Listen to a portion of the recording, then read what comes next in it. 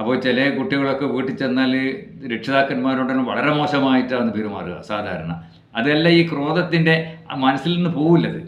ഈ ക്രോധാന്ന് പിന്നീട് ഡേഞ്ചറസ് ആയിട്ട് മാറുന്ന, അപകടകാരിയായിട്ട് മാറുന്നതാണ്. എന്തും ചെയ്യും.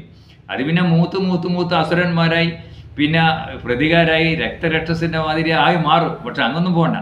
നമ്മൾ ഇത് വന്ന ഉടനെ തന്നെ, ഈ ക്രോധം വളരാൻ തുടങ്ങുന്ന സമയത്ത് തന്നെ ഇത് മുളയിലേ നുള്ളിക്കളഞ്ഞാൽ നമുക്ക് ശാന്തമായിട്ട് ജീവിക്കാൻ പറ്റും.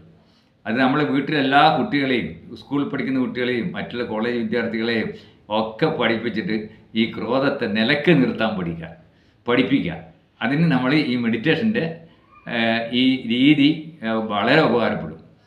അപ്പോൾ അതിൻ്റെ രീതിയെല്ലാം ആരോടെങ്കിലും പറഞ്ഞ് ശരിയാക്കണം, അല്ലെങ്കിൽ പിന്നീടൊരു ക്ലാസ് എവിടെന്നെങ്കിലും കണ്ടാൽ അതിൽ ചേർന്ന് പഠിക്കുക.